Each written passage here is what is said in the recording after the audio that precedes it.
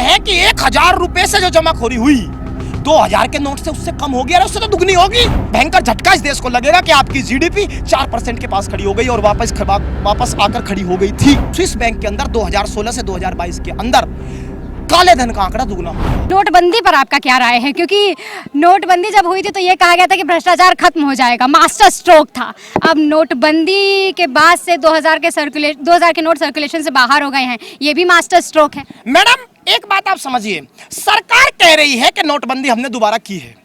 याद कीजिए 8 नवंबर 2016, उसके 3 महीने के बाद देश में राहुल गांधी ने एक सवाल प्रधानमंत्री से पूछा था। उन्होंने कहा था कि आपका तर्क यह है कि जमाखोरी बढ़ गई थी इसलिए 500,000 के नोट घट गए, हमने बंद कर दिए।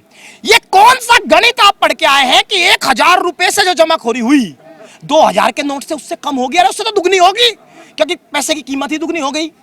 मोदी जी को समझ में नहीं आया क्या कहा। यह बात, वो आरोप आज दोबारा सच हो गया जब यह फैसला आया कि 2000 के नोट को हम वापस ले रहे हैं। अब मैं आपको कुछ आंकड़े देता हूं।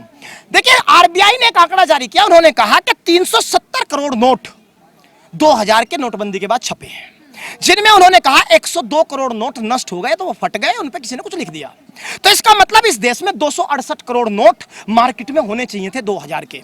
आंकड़ा यह कहता है कि जब 2000 के नोट छपे तब वो पूरी करेंसी का 50% थे नोटबंदी के समय। अब का स्टैटिक्स आरबीआई का आप उठाएंगे तो आरबीआई का स्टैटिक्स कहता है कि वो मात्र 13.8% रह गए थे टोटल करेंसी का, जिसका आंकड़ा घट के 50 से 13.8 पे आ गया। अगर 10 साल और बीत जाते तो घट के 5% रह जाते 2000 के नोट। अब सवाल सरकार ये कह रही है कि अगर 268 करोड़ मार्केट में नोट होने चाहिए थे, इसका मतलब 5,36,000 करोड़ रुपए की राशि 2000 के नोटों में होनी चाहिए थी। सरकार कह रही है कि मात्र इसमें से 54% ही मार्केट में है। सरकार का मानना है कि 1,08,000 करोड़ रुपए का पता ही नहीं, वो गया कहां। सरकार मानती है काला धन बन गया होगा। अगर वो काला धन बना है, पहला सवाल सरकार से, इस सरकार के रहते कैसे लोग काला धन कमा ले रहे हैं? एक रिपोर्ट और दे दो, सरकार को बता देना, काम कर लेगी। अगर काला धन बचाना है ना तो ये बात समझिए, आंकड़ा कहता है स्विस बैंक के अंदर 2016 से 2022 के अंदर काले धन का आंकड़ा दुगना हो गया। उस पे कार्रवाई कौन करेगा? तभी तो सर्कुलेशन से बाहर किए गए हैं। ऐसे रडार सिस्टम से भेजा गया होगा सिग्नल की बहुत ज्यादा जमाखोरी हो गई है, तभी तो सर्कुलेशन से। भी बारिश हो रही थी, रडार को पकड़ में नहीं आई बात। हम बताते हैं इसका दूसरा प्रारूप उठाइए। मैडम आंकड़ा 500 रुपए के नोट का समझने की कोशिश आप करिए।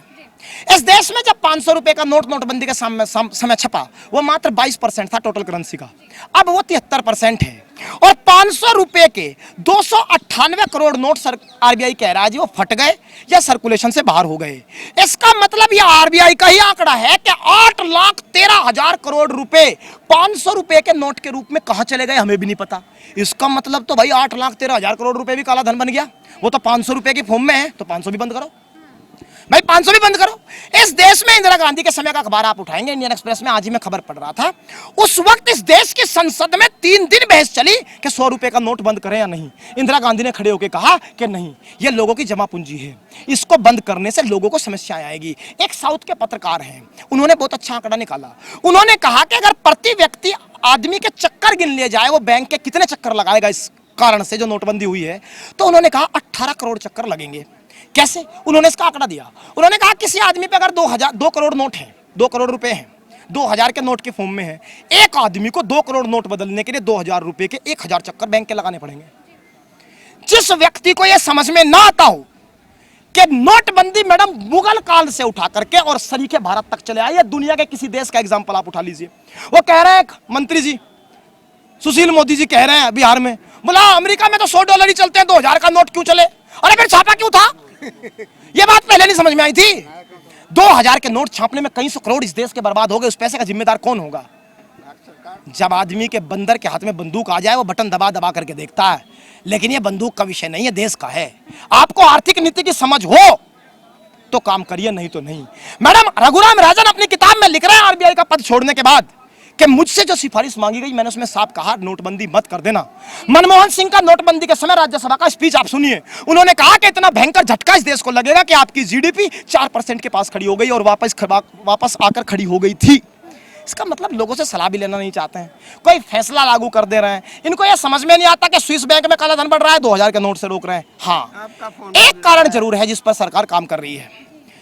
इस देश में कानून लागू कर दिया गया इलेक्टोरल बॉन्ड। क्या कहता है कि चुनाव की पार्टी को जो चंदा इलेक्टोरल बॉन्ड के जरिए होगा उसका नाम नहीं उजागर होगा, वो किसने दिया।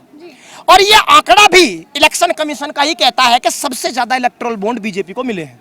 इसका मतलब भारतीय जनता पार्टी को जो पैसा आ रहा है वो इलेक्टोरल बॉन्ड के जरिए आ रहा है। अब कर्नाटक में गए साहब चुनाव हार, उन्हें लग रहा है कि 2000 का नोट बंद करने से जितनी पार्टियां हैं वो सारी कंगाल हो जाएंगी।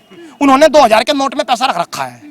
एक बात ध्यान रखिए, आपको पार्टी ने नहीं हराया है, आपको जनता ने हराया है। और जनता जब किसी के खिलाफ सड़क पर निकलती है, ना 2000 का नोट सामने आता, ना 500 का, ना कोई पार्टी, ना कोई व्यक्ति। आपके खिलाफ जनता हो चुकी है। अपने कर्मों को सुधारिए। 2000 500 के नोट सुधारने से सत्ता नहीं बचेगी, ये बात हम तय कर रहे हैं यहाँ से। तो कर्नाटका का जो प्रभाव है इसका 2024 के इलेक्शन में भी दिखेगा। मैडम असर दिखेगा। एक बात आप समझिए, सरकार जिस फैसले पर काम कर रही है, जैसे अपनी छवि गढ़ रही है, उसका परिणाम कर्नाटक में देखने को मिला। क्योंकि कर्नाटक ने चुनाव जमीनी मुद्दों पर लड़ा, उसने ना बजरंग बली पर लड़ा, ना बजरंग दल पर लड़ा। और अगर ये देश जमीनी मुद्दों पर चुनाव लड़ेगा तो ये सवाल इस देश की सत्ता से होगा कि जब एनएसएसओ का आंकड़ा इस देश में कहता है कि बेरोजगारी 45 वर्ष में सबसे ज्यादा है, तो इस बात का जवाब कौन देगा। कैसे अगर आपके हाथ में सत्ता थी तो इस देश में बेरोजगारी 45 साल में सबसे अधिक हो गई। कैसे जब आपके हाथ में सत्ता थी तो इस देश की गौरवशाली फौज को आपने 4 साल का किराएदार कर दिया। ये तमाम सवाल इस देश में उठेंगे। और जब मुद्दों पर चुनाव होता है तो सत्ता हिसाब दे नहीं पाएगी, तो कोई बदलाव तो होगा।